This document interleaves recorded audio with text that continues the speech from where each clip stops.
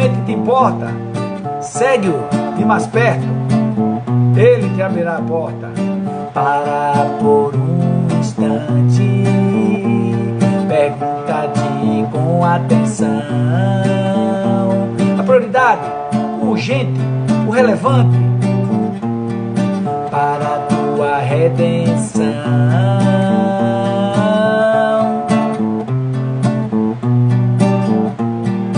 Para por um instante, pergunta-te com atenção. a prioridade, o urgente, o relevante, para a tua redenção.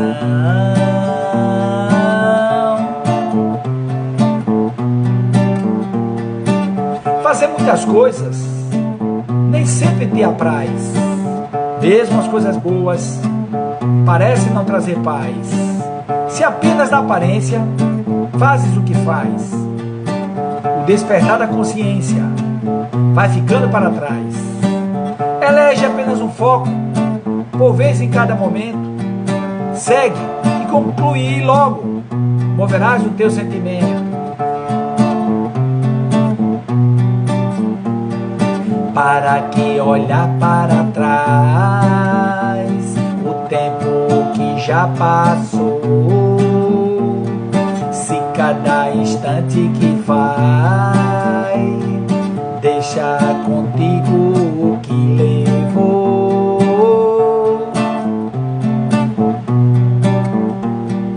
Para que olhar para trás o tempo que já passou, se cada instante que vai deixa contigo o que levou.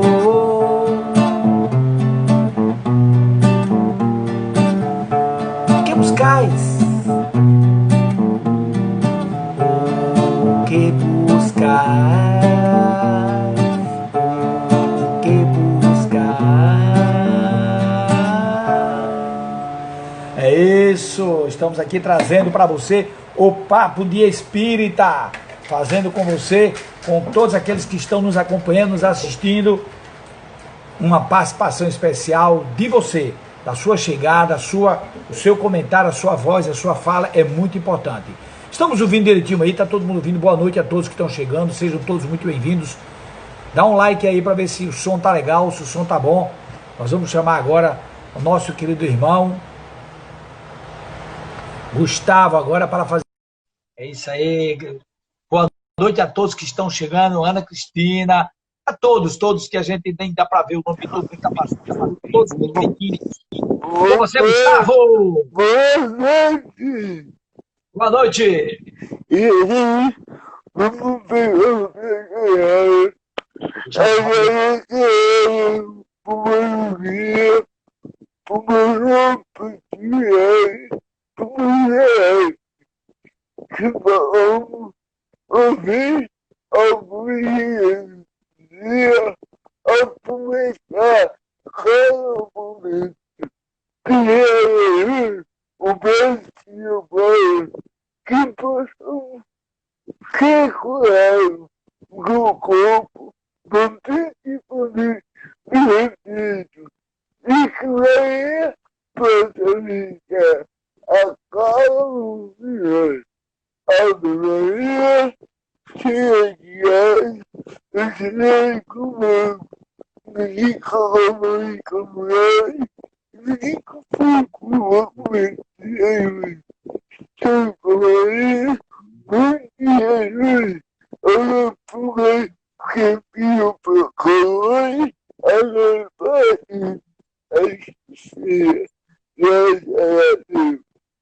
Graças a Deus, Gustavo é o cara. Gustavo, participação especial, Gustavo do Junqueiro, o rezador oficial do Papo de Espírita. O Papo de Espírita agora, né, Gustavo? Que agora tem um novo perfil.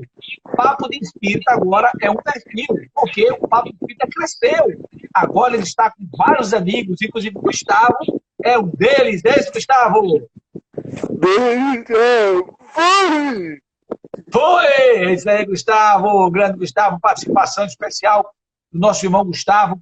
Olha só, Você sabe que a gente precisa ampliar as nossas conversas, trocar ideias, conhecer as pessoas, ouvir novos assuntos, ouvir novos papos. Por isso é que nós ampliamos o Papo de Espírita com os amigos que começaram a participar conosco, a chegar por aqui, e são todos muito bem-vindos. Então, nós queremos agora, tá certo? É convidar o nosso irmão Gerardo Campana, que já está por aqui, já para que ele possa participar conosco, né, ativamente, trazendo aí esse diálogo conosco, para que nós possamos conversar sobre esse tema fantástico. Oi, Alonso. Aê, boa noite, meu irmão. Seja bem-vindo. Boa noite. Como é que vai? Um prazer estar com você no Papo de Espírito. Estou bem, graças a Deus, estou bem. Olha só, as pessoas começam cada vez mais a perceber, né, Gerardo, que nós precisamos dialogar. E esse diálogo, ele termina construindo em nós, se nós quisermos, logicamente, né? Nós quisermos, ele vai construir em nós, digamos assim, um caminho para que a gente aprenda, né, a ouvir o outro. Mas eu estou falando de caminho. O tema que você vai tratar hoje é de caminho, caminho da transformação. Tem a ver alguma coisa? Deus, seu boa noite, seja bem-vindo mais uma vez. Eu estava ajustando aqui porque eu queria colocar o título, que as pessoas vão chegando, sabe? Aí vão observando que o tema está aqui, o caminho da transformação, está aí, o seu nome, e a gente participando. Você está me ouvindo direito? Está legal? O som está... Primeira... Você também está me ouvindo bem? Primeira demais. Primeira demais. Ok, ainda estou ajeitando aqui um pouquinho. Ajeita. Enquanto você ajeita, eu quero dizer para as pessoas que estão chegando, enquanto você está organizando aí, pessoal, é o seguinte, o Papo de Espírita, como eu falei no começo, ele cresceu. Antes era eu, na verdade, no começo eu e o Yuri Candiago, o Yuri não pôde mais, porque está trabalhando em Arapiraca, está sem tempo. Ele que também é médico, professor e tal. Aí nós começamos a conversar com um e outro, e participando, as pessoas foram participando, Gerardo, de tal forma que hoje o Papo de Espírita tem um palestrante, no live, todo dia tem um diferente. Claro, eu participo de todos sempre que posso, mas agora já tem todo mundo diferente. Desde quinta-feira, nós escolhemos para as entrevistas, para aprendermos assim um pouco mais com alguém que já está na estrada, como é o seu caso. Então, hoje, convidamos você, provocando você, para você nos trazer. Eu sei que o tempo é curto, eu botei de 7h30, para a gente ter um parâmetro. Mas se passar um pouquinho a mais, aí vai depender de você, não tem aquela rigidez. Aqui é como a vida deve ser. Me parece que é isso, né? Ser muita rigidez. E aí? Existe realmente esse caminho da autotransformação? Começou por aí. Olha, esse tema ele é um tema muito oportuno e muito importante, né?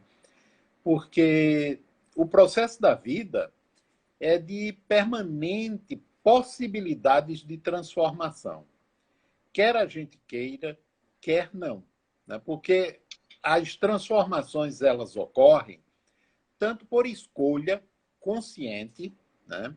Através de um processo de aprendizado e um processo de autodescoberta, como vai ocorrendo também pelas contingências da vida. Ou seja, a vida, pelas circunstâncias, vai levando ou forçando a gente a ampliar a nossa percepção sobre a própria vida e sobre nós mesmos, né? Esse tema, o caminho da autotransformação, ele me remete à questão do autoconhecimento, né? Acredito que a todos nós.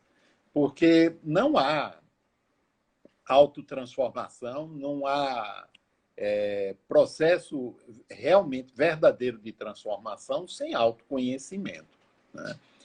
E isso remete à pergunta 919 do Livro dos Espíritos, na qual Kardec pergunta aos espíritos: qual o meio mais eficaz para se superar as más paixões ou as más inclinações? Mais ou menos assim.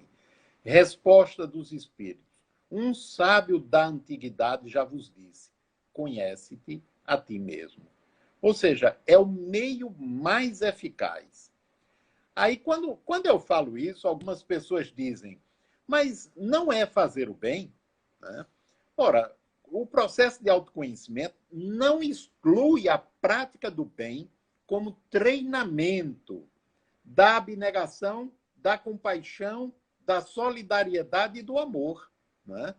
Porque no trabalho interno de autoconhecimento, não é só a questão do estudo, porque a teoria é importante, da percepção do próprio funcionamento, mas também o treinamento, né, das chamadas qualidades nobres.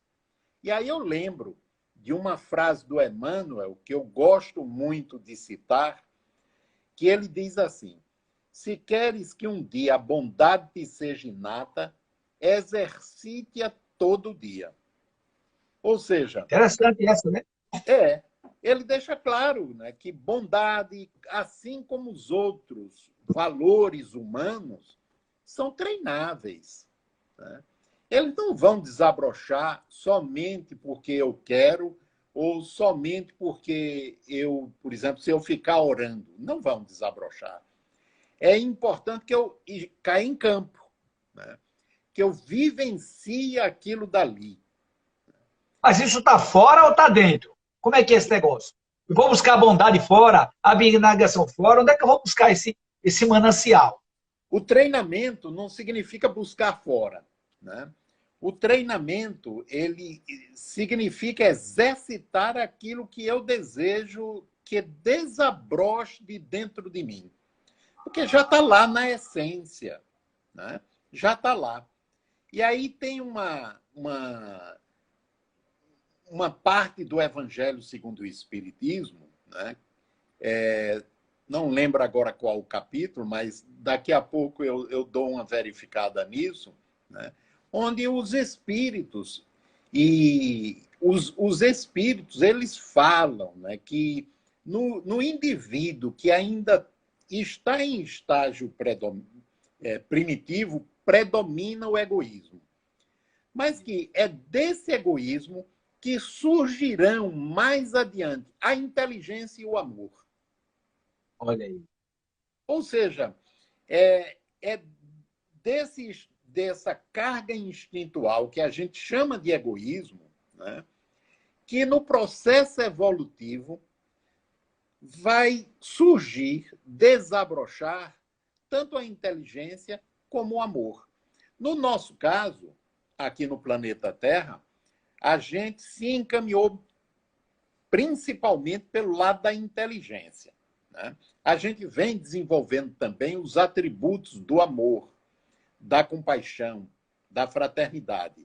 Mas não tem como negar que a gente se desenvolveu mais no campo da inteligência. Tá muito assim, né? Mais a inteligência e menos o sentimento, né? Isso, a gente se desenvolveu mais, né? Ou seja, a gente foi desabrochando esse aspecto. Mas agora que eu digo de um bom tempo para cá, é chegado o momento em que todos os atributos, incluindo a inteligência, precisam ser empregados para a gente ir ao encontro da parte emocional que ficou lá atrás, para que ela desabroche e ela se emparelhe com a inteligência. E aí, amor e inteligência caminhem lado a lado, até o dia em que não haja essa separação, né? Junta um, junta o outro. Junta um e o outro. E junta um e o outro, não é? deixa eu lhe fazer uma pergunta. Então, dentro dessa perspectiva, da sua análise, que eu sei que você é um estudioso, pesquisador, nós estamos, eu digo que você citou, nós tivemos uma entrevista recentemente, você citou um estudo que eu aproveitei e citei, eu queria que você pudesse trouxer esse estudo, eu citei ele, eu fui fazer a abertura da 4ª Mostra Espírita, lá de Canindé, de São Francisco. E eu citei você, eu digo, ó, Gerardo trouxe uma coisa. Não, está evoluindo, eu citei. Então, aí a pergunta é, estamos evoluindo ou não? Estamos. Eu li um estudo e, infelizmente, eu não consigo lembrar agora, no momento. Você falou, eu lembrei do estudo. É um estudo sobre a violência no mundo. E, estatisticamente, esse estudo comprova que nós temos, na atualidade, muito menos violência do que há 100 anos atrás, do que na Idade Média, do que na Antiguidade. Não há comparação, né? Não há comparação. Aparentemente se pensa, e muita gente fala, a violência está aumentando. Não, ela vem diminuindo. Né? Não, a gente não tem ideia, porque a gente não viveu como Gerardo e como Alonso, a gente Claro, pode claro. ter visto em outras personalidades a Idade Média. Né? Mas na Idade Média, assalto, morte, crime, né? Violência, estupro, era muito maior, muito mais do que hoje. Né? Isso sem falar Era que naturalizado, as pessoas aceitavam normalmente. Não tinha muito.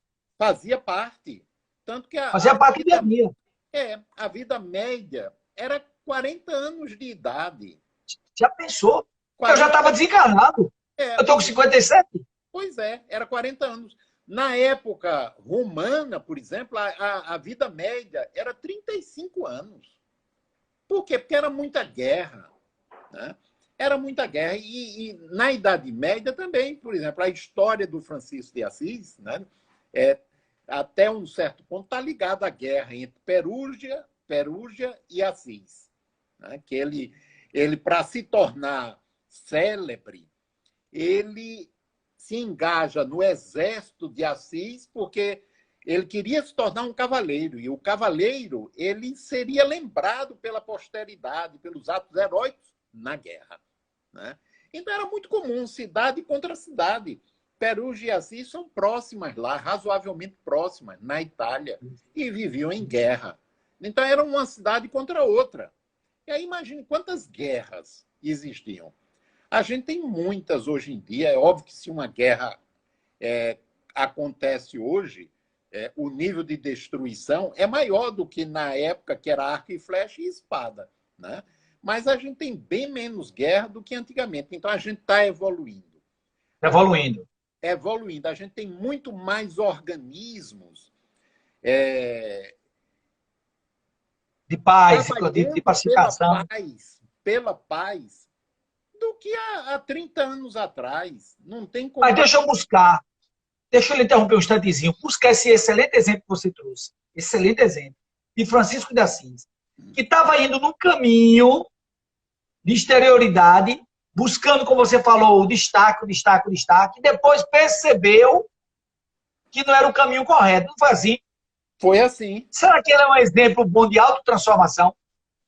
Ele é um exemplo de autotransformação. Francisco de Assis passou por um processo que atualmente se chama de emergência espiritual. Né? Ele foi ferido, foi preso, passou, se não me falha a memória, 2 anos na prisão, em Perúgia, até que o pai pagou o resgate. Né? Bernardone. Aí ele foi liberado. Né? Mas naquele tempo, a febre, né? A fraqueza, ele preso, os horrores da guerra que ele presenciou, criaram um processo de transtorno espiritual, né? Momentâneo, pela reflexão, por tudo aquilo que começou a acontecer no psiquismo de Francisco. Né? E aí, quando ele volta a Assis, já estava diferente. Então, foi um processo de transformação que levou aproximadamente de 6 a 8 anos nesse processo. Hoje, o Francisco de Assis seria classificado provavelmente como bipolar.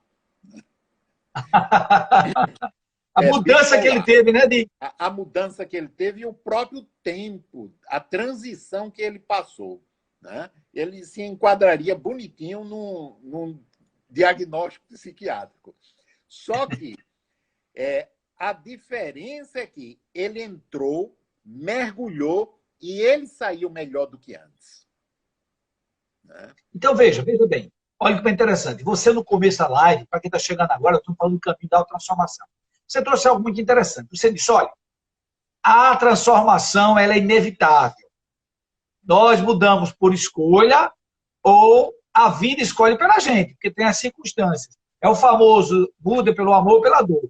No caso de Francisco, me parece que foi pelo amor, né? Ele mudou, claro, no início até um processo dolorido, como você disse que ele foi ferido, mas ele resolveu, não é? Olha, a Doris está dizendo aqui, interessante, evolução espiritual existe sim, já fomos bem piores. Olha que interessante, não é? Instagram. Então, Já fomos... nesse... Oi, Alonso, desculpa, é que estavam me perguntando já fomos bem piores. onde era. Não, a Lúcia está tranquilo. perguntando. Tranquilo, a Lúcia, boa noite para a Lúcia, grande colaboradora. Olha, vou deixar claro que essa turma toda, né, o Gerardo Campana, a Lúcia, eu tive a alegria, a satisfação de ter na minha formação, e ainda tem, porque eu assisto, acompanho e tal, e a gente tá junto, fiz muito curso na Lumen, e uma das coisas que eu aprendi, por isso que eu peguei esse teu, foi o caminho da autotransformação. Boa noite, olha aí, eita, casal bonito. É isso, essa live é isso, é um papo, é uma troca de ideias, a gente precisa ter essa formalidade toda, não. Então, na verdade, o que é que nós queremos trazer? Para que as pessoas percebam, Gerardo Campana, eu digo doutor Gerardo Campana, estamos gerados pela amizade que nós temos, mas veja, você mostrou desde o começo que existe, então, um caminho para a autotransformação. Você foi Kardec, depois agora sou Francisco, então, eu individualmente, como é que eu faço para que eu faça essa autotransformação? Está dizendo aqui, a autotransformação é sempre pessoal. Ó, sem que se queira, não se evolui. Isso mesmo. Então, a Doris está dando boa noite para a Lúcia, casal top, tá vendo, Lúcia? Aí, você provocou a Doris, já foi logo dizendo, casal top, é isso mesmo, concordo com você, Doris. Então, Gerardo, uma linha de ação, quer dizer que eu posso construir o meu próprio caminho da autotransformação? Pode, e Jesus disse isso, né? Jesus disse isso, ele disse, ninguém vai ao Pai se não passar por mim, né?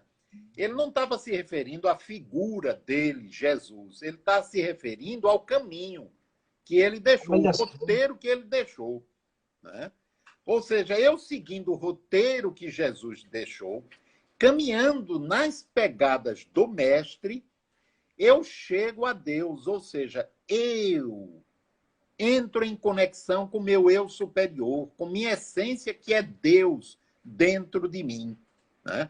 Normalmente a gente é ensinado a buscar Deus fora, lá no céu, né? Mas, na verdade, a gente tem que buscar Deus dentro da gente, através da limpeza que a gente precisa fazer nos canais do nosso psiquismo, para que a camada de superfície, ela se adentre, vá às profundezas de si mesma, né? Da totalidade do ser, e alcance o eu superior, que é o Deus interno. Na medida em que se estabelece a conexão com o Deus interno, obviamente está conectado com o todo, com o cosmos, né? Mas o Deus dentro e o Deus fora. O Deus imanente e o Deus transcendente. O Deus imanente e o Deus transcendente. Aí você veja a sabedoria de Jesus, né? Quando ele diz, perguntaram a ele, onde é que está o reino de Deus? Aí ele apontou para a pessoa e disse, dentro de você, né? Mas, ao mesmo tempo, ele também diz, quem der de comer a quem tem sede, quem der de beber a quem tem fome, quem der de beber a quem tem sede, quem cobrir quem tem frio, na verdade, estará fazendo isso a mim, o Cristo. Ou seja, estará estabelecendo uma conexão através disso, através do outro, com o seu Deus interno, ou o Cristo interno, né? A gente sabe que Jesus não é Deus, mas Jesus foi a expressão máxima da evolução que a gente conheceu aqui na Terra, né? Então, Gerardo, pegando essa sua fala, me permita, desculpe interromper mais uma vez. Você trouxe, porque tem coisas, conceitos que você traz, que a cabeça fica assim. Você trouxe uma coisa interessante, que quando Jesus diz, eu sou o caminho, a verdade e a vida, na verdade ele está dizendo que o eu superior é o caminho, a verdade e a vida, é isso? É, o eu superior. Eu sou o caminho, a verdade e a vida, né? Aí, quando ele diz eu, se a gente for lá na Bíblia, né, como é que é o nome lá em Moisés de Deus? Eu sou. Eu sou o que sou, né? Isso. Quando a gente diz eu sou Gerardo, eu sou o Alonso, Gerardo é o eu pequeno. Eu sou é o eu maior, que é o Deus interno. Então, eu sou Gerardo. Gerardo é aquele que busca o eu sou interno. E aí, tanto através do caminho da introspecção, que é ir para dentro, como indo para fora, ao encontro do Deus que está na essência de cada outro companheiro de jornada, de cada outro ser humano ou ser vivo. Porque a essência não está só no ser humano, né? A essência, ela está em tudo. Porque Deus, ele está presente em tudo, né? A gente foi ensinado a orar olhando para o céu, né? Mas, ora, se Deus está em todo lugar, ele está aqui, ao meu lado, ao seu lado, ele está em todo canto. Não tem lugar que ele não esteja, né? Então, ninguém está desprotegido. Ninguém. Ele está com todo mundo. E, ao mesmo tempo, ele está dentro da gente. É interessante isso, né? Isso dá uma tranquilidade, não dá? Dá. Agora, o que é que ocorre? O eu pequeno, eu sou Gerardo, ele, na verdade, quer que o eu sou esteja a serviço dele. Ou seja, que o eu sou, que Deus proteja Gerardo o tempo todo, evitando os dissabores da vida, né? Mas quando a gente olha para a vida, a gente percebe que por mais que a gente ore, se ajoelhe, faça o que for, a gente passa pelo que tem que passar. A gente sofre, a gente perde pessoas queridas, né? A gente passa por dissabores, contrariedades, e a gente também cria isso, né? Na caminhada da gente e na vida dos outros. Mesmo que a gente não queira, a gente também cria isso, não é verdade? Então, por mais que a gente ore, não evita. Por que não evita? Porque isso faz parte da caminhada, faz parte do aprendizado, né? Se eu estou sofrendo muito com determinada coisa e eu consigo perceber a minha parcela que incrementa o sofrimento que eu estou vivendo e eu consigo resolver essa minha parcela, é óbvio que o sofrimento vai diminuir, porque diminui aquela parte que é dependente da minha estrutura de personalidade, da minha maneira de pensar, da minha maneira de interagir e de conteúdos inconscientes. Eu resolvendo isso, vai ficar o sofrimento natural, né? Então, o negócio não é eu fugir do problema. Não, eu quero me livrar disso. Não. Qual é o problema?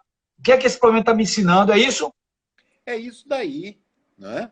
E tem uma outra frase de Emmanuel que ele diz o seguinte, que aquele que deseja, né, ultrapassar, não é exatamente assim, não lembro bem dessa frase, como Ele está lembro da outra. traduzindo as palavras dele. Aquele que quer ultrapassar etapas no seu processo evolutivo, não fuja ao confronto de si mesmo. Esse é forte. Não fuja. O confronto de si mesmo é forte, né? A gente Aí, acha que o adversário está fora, né? O adversário está fora, né? Ele souber fora. Aí, se a gente for, por exemplo, para Eva Pierracos, no livro que tem esse mesmo título, Caminho da Autotransformação, ela faz uma pergunta, né? Ou o guia, que foi o espírito que transmitiu aqueles ensinamentos, faz uma pergunta, né? Ele diz primeiro que todo ser humano sente um anseio por um estado, né, interior mais pleno. Aí pergunta, quando esse anseio é verdadeiro e quando ele é falso? E aí ele mesmo responde, o anseio é falso quando o ser humano não está disposto a pagar o preço, né, por aquilo que vai levá-lo à conquista desse estado pleno, dessa... né? E qual é o preço? É autoconfrontação. Eu me permiti sentir o que é para ser sentido. E, através daquilo que eu sinto, eu me transformar num observador de mim mesmo, num cientista do laboratório divino que é o meu mundo interior. Olha aí. Aí, se O eu for mundo me interior permitir, é um laboratório de vida, né, Gerardo? O é um nosso mundo laboratório. íntimo é um verdadeiro laboratório de aprendizagem, de transformação, digamos assim. Veja que a artista também traz coisa boa. A gente, às vezes, tem lógico, as outras abordagens, mas tem artista que trabalha. A Leila Pinheiro disse uma frase interessante, que eu acho que tem a ver com essa conversa nossa. A Leila Pinheiro disse assim: viver é afinar o instrumento, de dentro para fora, de fora para dentro. Faz sentido? Faz muito sentido, não é? Porque se eu quero realmente trilhar esse caminho, o caminho da autotransformação, eu preciso treinar o ego, treinar a parte racional, porque é a parte racional que vai fazer isso, né? Treinar para que se transforme num observador eficiente, habilidoso e de si mesmo, aprendendo a navegar pelos oceanos do mundo interior. E aí, diga. Deixa eu me provocar rapidinho. Porque eu observei na sua fala, e pelo que eu já estudei com você, já discusso com você, que existem vários eus, que você já citou aí. Um eu superior, citou aí um eu pequeno, e agora um eu de observação. Como é que é isso aí? Traduz aí pra gente. Que tanto eu é esse que mora dentro de mim? Tem esse eu que a gente conhece, o eu pequeno, o Gerardo, né? Alonso. É só uma parte da totalidade do meu ser. Gerardo, ele está fadado a desaparecer, né? Ele não desaparece com a morte, porque o ego passa com a gente para lá também. Mas na medida em que a gente volta, por exemplo, para o plano espiritual, né, se a gente já tem um certo nívelzinho evolutivo, à medida que a gente se readapta lá, a gente vai relembrando as vidas anteriores, né? E aí os componentes dessas personalidades que nós já vivemos vão emergindo e se fundindo no que tem de bom e positivo com a última personalidade. E aí o Gerardo, depois de algum tempo, já não é mais o Gerardo, né, que eu conheço. É um condomínio. Agora. É como você falou uma vez, é um condomínio, né? É um condomínio. É um condomínio, né? Então, nesse condomínio tem o ego, né, o Gerardo. Nesse condomínio tem os eus intermediários que compõem a camada da sombra, utilizando a terminologia do Jung, né? E tem o eu superior, que é a essência, né? Então, nessa camada, por exemplo, da sombra, sombra não no sentido de negativo, sombra no sentido de estar na obscuridade, estar oculto, né? Que ainda não está esclarecido, não está claro. Não está claro. Que ainda não foi iluminado. Né? Porque tanto tem coisas negativas como tem coisas positivas, né? Então, nessa camada estão inseridas também as personalidades que nós vivemos no passado. E aquelas que ficaram com alguma coisa aberta, mal resolvida, né? Elas continuam lá dentro, muitas vezes tal qual foram, e estabeleceram filamentos de conexão com a camada da personalidade atual, né? E aí exerce influência. E nós somos, na verdade, muito mais governados por essas instâncias inconscientes do que propriamente pelas tomadas de decisões conscientes, né? A gente escolhe profissão, a gente escolhe tanta coisa no mundo. Aliás, a maior parte das coisas são influenciadas pelos conteúdos inconscientes, por esses outros eus, né? Ô, Gerardo, deixa eu trazer a participação do pessoal aqui também que está gostando da sua live. A Simone disse síntese de eus, né? Eu acho legal essa colocação da Simone. O RJ de Santana disse assim: o que nos leva à transformação? À transformação? O amor? Depois você responde, tá? Só para participar. E a Ana Campos está dizendo assim, Ana MCP, diz assim: domar e harmonizar todos esses eus requer muita disciplina, autoconhecimento e vontade de evoluir. Complicado, viu? E aí? Desencarnados, temos consciência desses vários eus? É outra pergunta. Então, tem pelo menos duas perguntas aí. O que nos leva à transformação? E a segunda pergunta: temos consciência desses vários eus, quando estamos desencarnados. E aí? A Ana, ela tem razão. Exige muita disciplina. Muita. Né? Muita. E a gente não está... Disciplina consciente. Né? E a gente, enquanto ser humano, a gente, por exemplo, tem disciplina para trabalho, às vezes para esporte, para coisas localizadas e muito atreladas ao contexto daquilo que o eu pequeno... Terra. A Terra. Né? A Terra.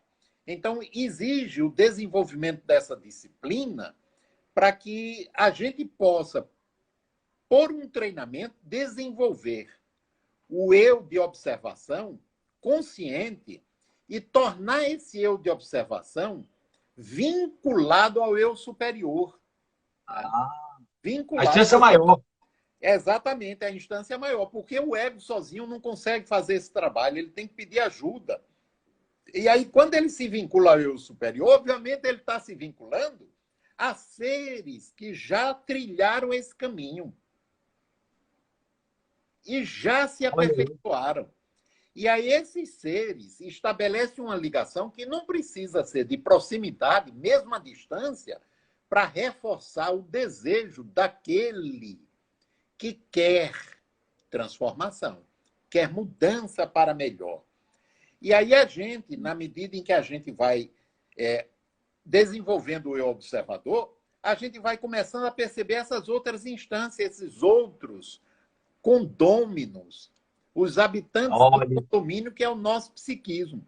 E aí o que é que vai ocorrendo? O ego, ele vai se transformando no gerente consciente, lúcido e competente desse condomínio, o síndico.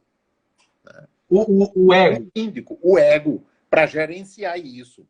Agora, quando ele vai atingindo esse estágio, ele já desenvolveu a capacidade de se perceber num nível diferente, já tem uma ligação com o eu superior, e através do eu superior, com consciências que já evoluíram.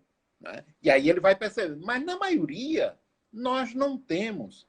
Tem um textinho que eu vou pedir permissão a você para ler, que é do Claro. Está no livro... Voltei?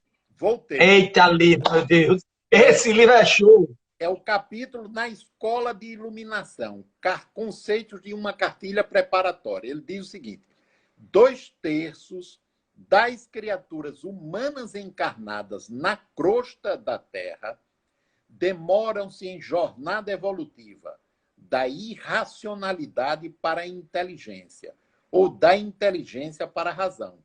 Você veja que ele diz da irracionalidade.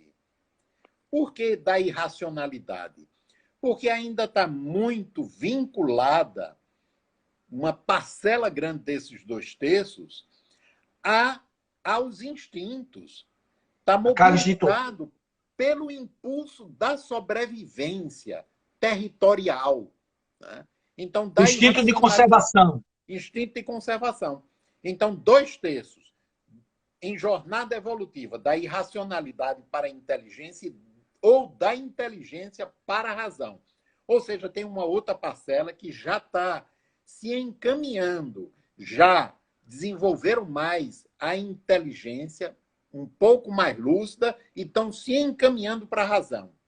A terça parte restante, né, acha-se em trânsito da razão para a humanidade.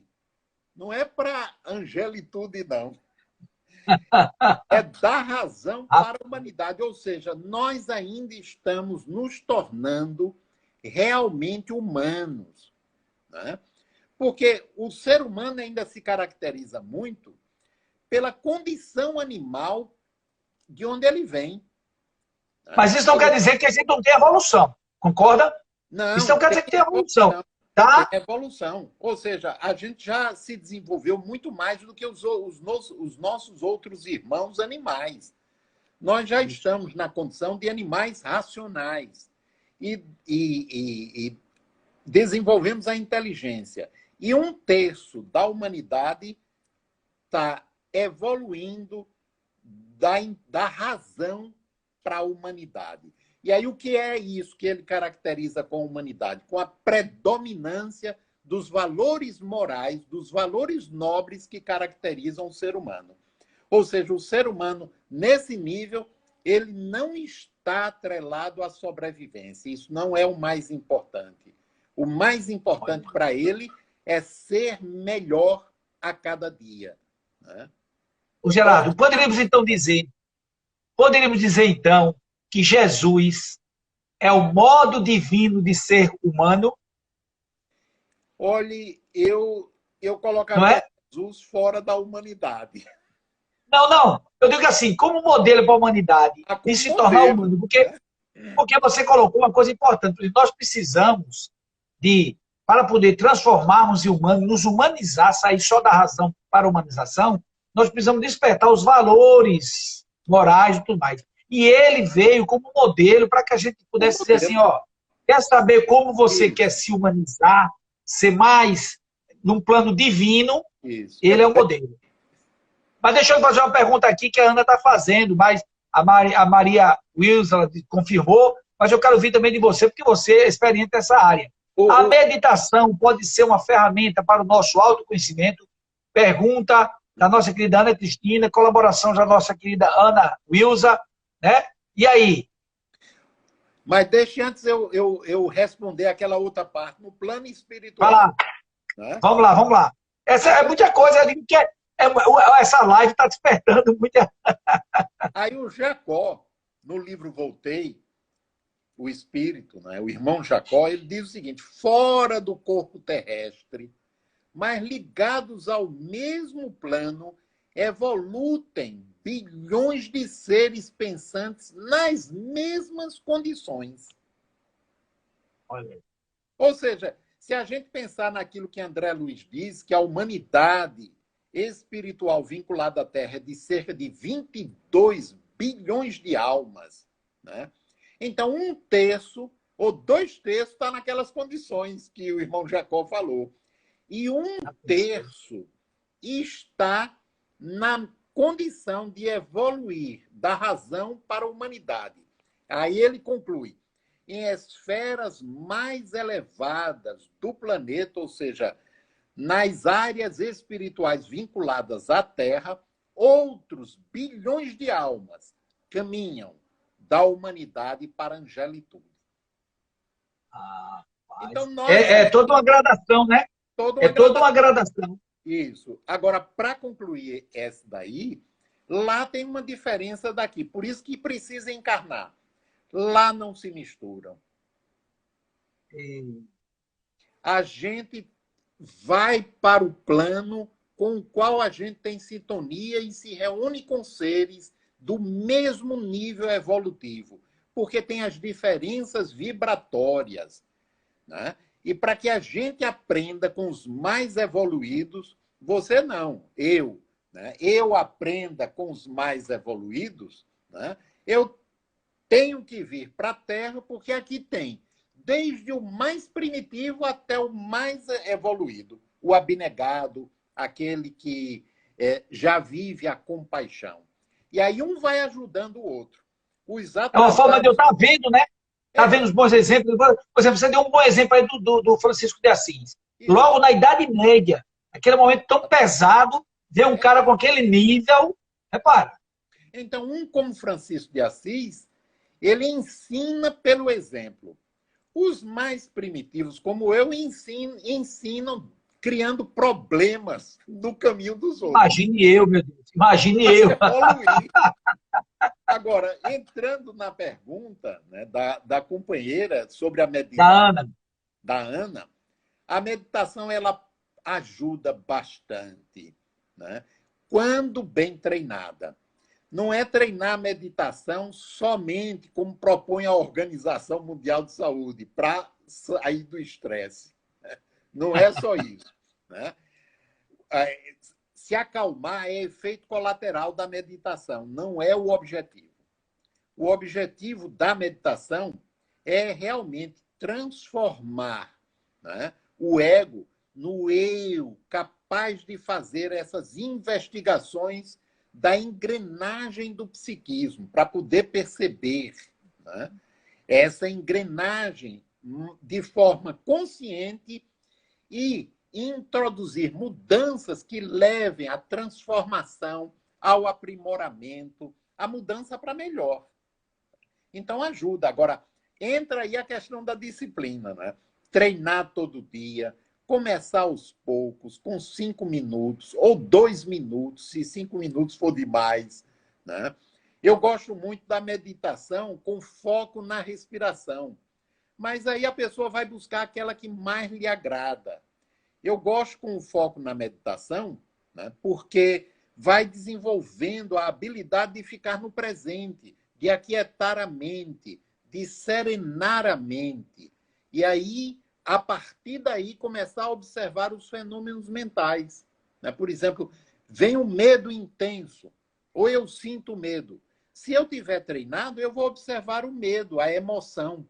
Observando o medo, eu vou perceber qual o pensamento que está gerando medo, porque o medo é gerado por alguma imaginação, por algum pensamento, que pode ser consciente ou não. Conseguindo perceber o pensamento, eu posso talvez ir mais profundo. E descobrindo essa engrenagem, eu vou modificando, né? Eu vou lidando melhor, administrando melhor o medo, eu vou aprendendo a utilizar o medo para me cuidar, para evoluir, inclusive, até que ele vai cessando nas suas expressões desnecessárias e ficando só aquele que é importante, como, por exemplo, cautela, previdência, precaução. Tudo isso é desenvolvimento saudável do medo. Né? Mas veja bem, só uma pergunta. Esse foco, você disse assim, que eu vi muita gente dizendo aqui na live que gosta dessa meditação, que foca na respiração. Mas pelo que eu entendi, se eu estiver errado, você me corrija, essa é uma ferramenta inicial de eu manter o foco. A partir dali do foco na respiração, quando eu me concentro, eu começo a me concentrar nos fenômenos mentais, nas coisas que estão chegando para poder entender, não é assim? Poder começar a me perceber. Isso. Ou utilizar o corpo como ferramenta de observação. Porque, por exemplo, a gente sente o medo no corpo também, não sente? O medo é uma emoção, mas ela se expressa através do corpo. Então, tem uma área que aquele medo está mais intenso. E aí eu vou me conectar com aquela área. Me conectando com a área, eu estou liberando o medo. Liberando o medo, eu começo a perceber os pensamentos vinculados a ele. Né?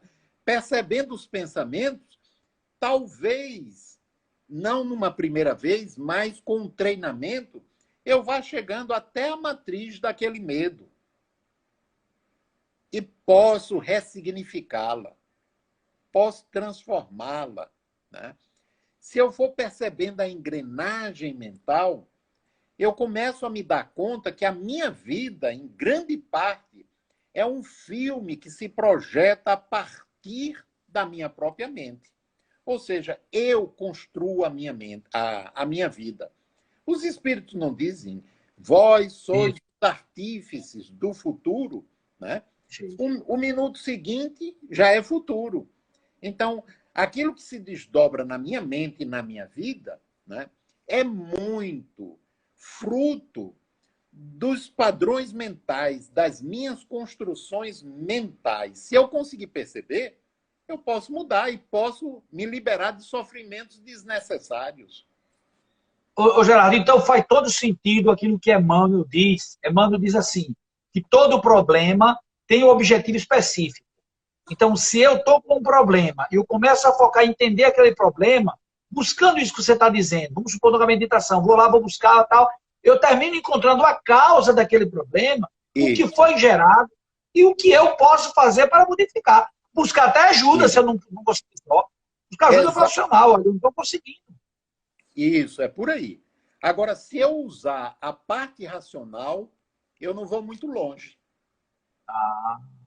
Eu preciso me soltar para a parte emocional, né? Me conectar com ela e sair, deixar o racional quieto, para que venha de dentro de mim. Que fica muito assim, né? Fica muito foco naquele ponto e esquece todo.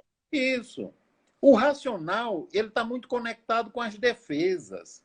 Né? A gente tem usado muito o racional para manter os padrões em que a gente vive, que boa parte deles são falsos. Tentar controlar, tentar controlar. Tenta controlar. Então, é um aprendizado para que o racional fique quieto e o emocional intuitivo se libere, né? E aí, o ego possa se soltar nesse emocional intuitivo e segui-lo para ver o que é que vai acontecendo. Por isso que é uma aventura. A gente não sabe o que é que vai encontrar, o que é que vai emergir. Então, o ego ele precisa desenvolver a habilidade do aventureiro. Ou seja, mesmo sentindo medo, ele se permitir entrar na floresta desconhecida, no cânion desconhecido, e ir desbravando, né? À medida Me permita aqui uma colocação. Me permita aqui. Então, peraí. Se eu vou entrar numa floresta, é razoável que eu me, digamos assim, me organize com algumas coisas. Então, por exemplo, o conhecimento, né, assim como a meditação, mas o conhecimento mesmo, técnico, teórico, ele ajuda. É É uma ferramenta, concorda? É uma ferramenta. Eu comecei a entender isso, esse eu superior, o eu inferior, o eu pequeno, o eu da apresentação, essa coisa toda. Quando eu começo a compreender, fica melhor de eu fazer essa aventura, concorda? Concordo plenamente. E não só eu me instrumentalizar teoricamente, mas eu também ter consciência, né, que eu posso, através da própria meditação ou de uma oração antes, né, me conectar com o eu superior e, ao mesmo tempo, com seres que estão interessados na minha evolução, né, e que já trilharam esse caminho. Ou seja, eu vou pedir ajuda, porque o ego sozinho ele não faz isso. Não tem condição. Deixa eu contar um segredinho rápido aqui, que não vou gastar tempo não, porque a live tá boa, o pessoal inclusive está pedindo, viu? Olha só, para a gente fazer uma outra live, o pessoal está dizendo, precisamos de outra live. Vamos marcar, vamos fazer como um filme, Gerardo Campana, O Retorno. A gente vai marcar aqui. Eles estão provocando tanto, né, que... Mas olha, eu na época fiz um curso na Lumen, um dos cursos que fiz com o Gerardo, inclusive desse poder, esse caminho da autotransformação, eu aprendi uma meditação chamada, não vai dar tempo agora, a gente vai ficar para a próxima, foi o caso, se der tempo você faz. Você me ensinou uma meditação chamada do eu superior. Cara, essa meditação, ela me ajudou a resolver tanto problema. E a hora que eu parava, peraí, deixa eu buscar ajuda com os universitários. E lógico, quando eu falo assim, não é de fora só não, de dentro também, né? O universitário daqui com o universitário fora, como você disse bem. Porque quando eu dou a entrada para o eu superior, quando eu me conecto, ele também se conecta com outros eu superiores. E assim... É verdade. É isso aí. Né? Forma uma rede imensa. Né? Hoje em dia, a gente está estudando tanto os sistemas, né? Os sistemas, constelação sistêmica, tudo isso como sistema. Né? Então, são os sistemas, a gente forma uma grande rede. Agora, essa rede, né, tem conexões que são de vibrações mais sutis e de vibrações mais densas. Né? E aí é a gente que escolhe, pelo que a gente pensa, pelo que a gente sente, pela conduta, pelo que a gente lê. Né? Aí onde está o dilema, né, Gerardo? Hein? Esse aqui é o problema, né? A gente escolhe. Essa aqui é a solução. Então, veja, ao mesmo tempo, é o problema e é a solução. Por exemplo, o meu querer, ele pode ser, ao mesmo tempo, criar mais problemas, mas pode me construir soluções, assim? Pode, o meu querer. Né? Agora, eu tenho que perceber que o meu querer tem diferentes dimensões. Tem a dimensão do ego e tem a dimensão lá do inconsciente. Né? Eu posso, no consciente, querer uma coisa e na dimensão do inconsciente querer outra. E aí onde entra muito, por exemplo, aquilo que a psiquiatria chama de compulsões. Né? E que a psiquiatria pena pra caramba para cuidar disso. Porque o ego diz, eu não quero mais fumar. Né? Mas uma outra parte lá dentro ainda experimenta prazer no fumo, né? E não quer abdicar desse prazer. Porque, obviamente, para parar de fumar, vai ter que abdicar do prazer. Eu estou pegando só um ângulo. Tem outros. Né? Tem outros. Tem outros. Então, É o chamado tá ruim, mas tá bom. Tá ruim, mas tá bom, não quer mudar. então, se eu não tiver consciência que, na verdade, no nível consciente, eu não quero parar de fumar, eu preciso, eu desejo, né? Eu não vou, vai ser muito difícil, vai ser uma luta, eu vou ficar indo e voltando. Eu preciso perceber que, na verdade, eu gostaria de não parar, mas eu preciso porque está me fazendo mal. E vai me fazer muito mais mal. Né? Para que eu agregue o precisar com o querer. Junte o precisar com o querer. E desenvolva disciplina e vontade para dizer, isso ainda me dá muito prazer, mas não me convém mais. Essa colocação. Aí você lembrou do apóstolo Paulo. Isso. Entre aspas, tudo me é lícito, mas nem tudo me convém. Nem tudo. Não tem sentido? Tem muito, né? Eu preciso Olha, saber isso eu conscientemente. vou dar uma notícia aqui para você e para quem está assistindo, que o nosso tempo está acabando. É uma pena dizer isso. Mas a gente combinou que era meia hora, já estamos com 57 minutos. Eita. Mas, para que não perca, não, veja bem, porque eu não quero, eu gosto de terminar um pouquinho antes, pelo menos 30 segundos antes, para poder salvar, porque essa live vai ficar guardada. Esse novo perfil, que é o perfil Papo de Espírito, como eu falei no começo, ele cresceu de tal forma que hoje ele já tem um próprio perfil. Então, eu vou adotar o critério aqui dos amigos e você, como amigo nosso, Simone falou aqui, vou adotar a Simone que ela disse, parte 2. Nós vamos marcar a parte 2. Okay. Para poder... Não, dentro da sua agenda aí, a gente vai marcar caminho da autotransformação, parte 2. Parte 2. E a gente vai parar daqui e seguir adiante. Combinado assim? Então, faça aí as suas despedidas, porque para não perder aqui, eu não quero perder essa live, não. Eu quero salvar. Olha, Alonso, o papo foi muito bom, realmente. Muito agradável. Né? Quero agradecer a você pela confiança, pelo convite. Gosto muito de falar disso, porque eu costumo dizer, quem fala tem que ter vergonha na cara. Né? Ou vai treinando, ou fica pior do que qualquer outra coisa. E agradecer a turma que teve paciência para ficar acompanhando. Né?